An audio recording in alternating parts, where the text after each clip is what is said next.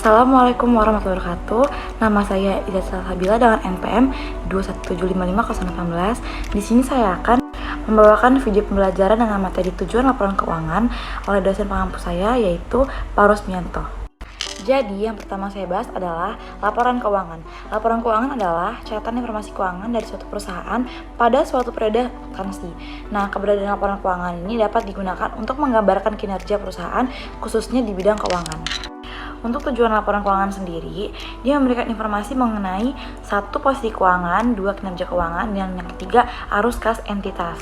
Untuk laporan keuangan lengkap mencakup yang pertama adalah laporan posisi keuangan, yang kedua adalah laporan laba rugi dan penghasilan komprehensif lain, yang ketiga adalah laporan perubahan ekuitas, yang keempat adalah laporan arus kas, yang kelima catatan atas laporan keuangan, yang keenam informasi komparatif periode terdekat sebelumnya, dan yang ketujuh laporan posisi keuangan pada awal periode terdekat sebelumnya. Masuk ke perubahan PSAK 1, di tahun 2012 ada komponen laporan keuangan, pos luar biasa, NCI, OCI. Di tahun 2015 ada nama laporan keuangan, komponen OCI, komparasi tambahan.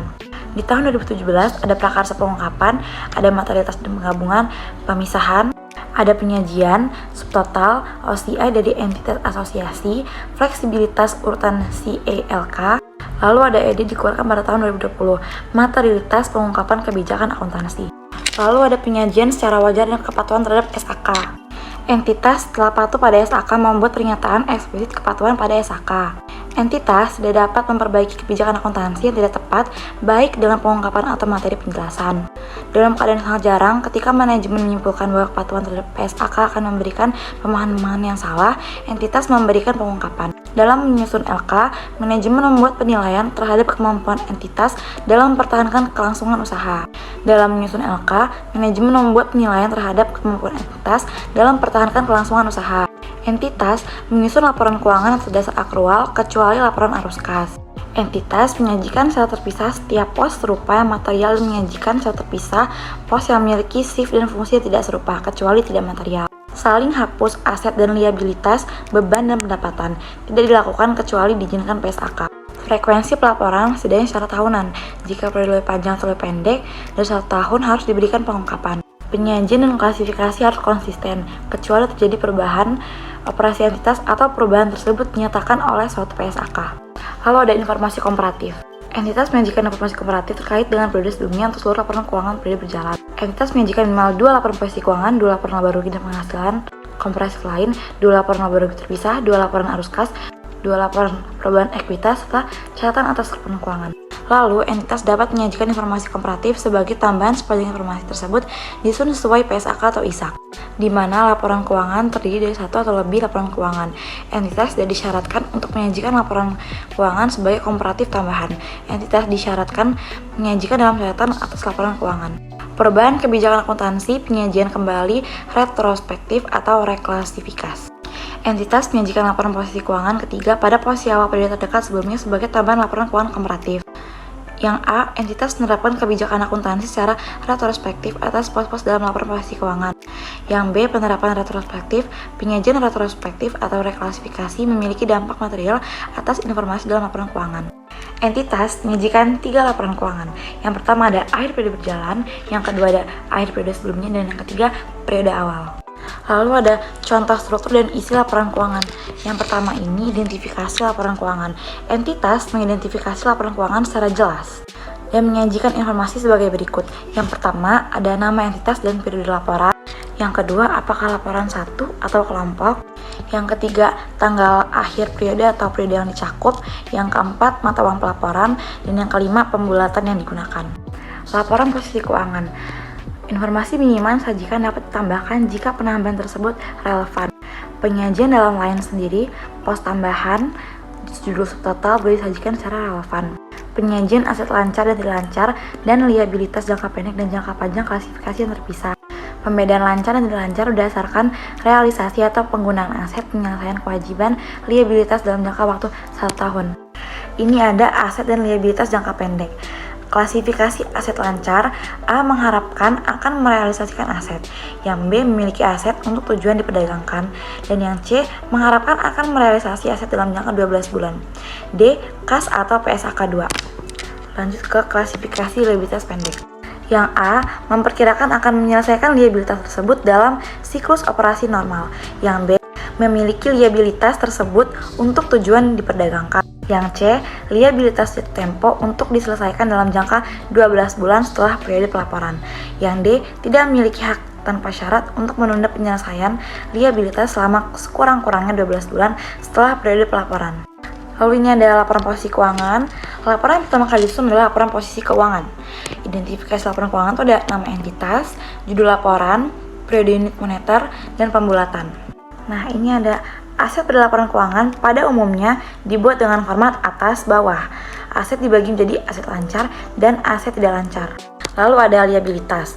Liabilitas dibagi menjadi dua, yaitu jangka panjang dan juga jangka pendek. Untuk pengertian jangka panjang, dia kurang dari 12 bulan dan tidak memiliki hak untuk menunda pembayaran minimal 12 bulan. Untuk pengertian jangka pendek, lebih dari 12 bulan dan atau memiliki hak menunda bayaran minimal 12 bulan atau lebih. Nah, ini ada laporan laba rugi dan laporan komprehensif lainnya. Penghasilan komprehensif adalah perubahan aset atau liabilitas, ekuitas, yang bukan dari transaksi pemilik. Penghasilan komprehensif terdiri dari laba rugi tahun berjalan dan penghasilan komprehensif lain. Laporan laba rugi dan laporan komprehensif dapat disajikan dengan dua cara, yaitu yang pertama ada satu laporan. Bagian pertama laporan laba rugi dan dilanjutkan bagian kedua penghasilan komprehensif lain. Yang kedua ada dua laporan, laporan laba rugi dan laporan penghasilan komprehensif yang dimulai dari laba rugi tahun berjalan. Kemudian ada laporan laba rugi. Identifikasi laporan itu dia terdiri dari nama perusahaan, periode unit rupiah, unit moneter, pembulatan, sajikan yang komparatif dalam tahun terdekat, penjualan bersih dikurang harga pokok menjadi laba kotor dikurang beban pemasaran, dikurang beban umum dan administrasi dikurang penghasilan lain-lain, ditambah penghasilan lain-lain dikurang beban lain-lain menjadi laba usaha. Penghasilan keuangan dikurang biaya keuangan menjadi laba sebelum pajak penghasilan. Laba usaha ditambah penghasilan keuangan dikurang biaya keuangan menjadi laba sebelum pajak. Laba sebelum pajak dikurang pajak menjadi laba tahun berjalan. Beban pemasaran adalah semua beban yang timbul dan keluar dari bagian pemasaran atau untuk kegiatan pemasaran. Beban umum dan administrasi adalah semua beban yang terjadi di luar bahan bagian pemasaran. Nah, di sini ada penghasilan komprehensif lain. Tidak akan direklasifikasi lebih lanjut ke laba rugi jika surplus revaluasi aset tetap, penyesuaian imbalan kerja, keuntungan atau kerugian dari instrumen yang diklasifikasikan sebagai diukur pada nilai wajar melalui penghasilan komprehensif, tidak memenuhi SSPI, keuntungan atau kerugian dari instrumen yang diklasifikasikan sebagai diukur pada nilai wajar melalui penghasilan komprehensif, memenuhi SAPI, cash flow hedge, translasi mata uang asing. Lalu ini adalah laporan perubahan ekuitas. Jadi ada menunjukkan total laba rugi komprehensif selama satu periode yang didistribusikan kepada pemilik entitas induk dan pihak non pengendali.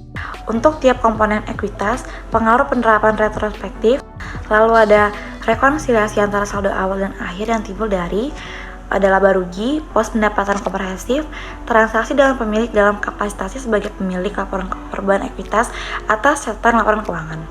Lalu ada analisis penghasilan komprehensif lain berdasarkan pos jumlah dividen yang didistribusikan kepada pemilik dan nilai dividen perusahaan. Lalu ada penyajian dibedakan untuk masing-masing kelas, ada modal disetor dan saldo akumulasi dari penghasilan komprehensif, lalu ada saldo laba. Ini bisa di-pause untuk melihat contohnya lebih detail.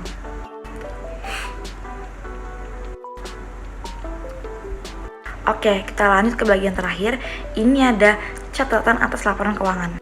Catatan atas laporan keuangan yang pertama menyajikan informasi dasar, mengungkapkan informasi yang disyaratkan dan yang tidak disyaratkan, memberikan info yang tidak disajikan di bagian manapun dalam LK. Ada sepanjang praktis, penyajian LK dilakukan secara sistematis, membuat referensi silang atas tiap pos untuk info yang berhubungan dalam catatan atas LK. Nah, ini ada amandemen PSAK 1 sampai 2021. Amandemen PSAK 1 itu penyajian laporan keuangan sampai pengungkapan kebijakan akuntansi.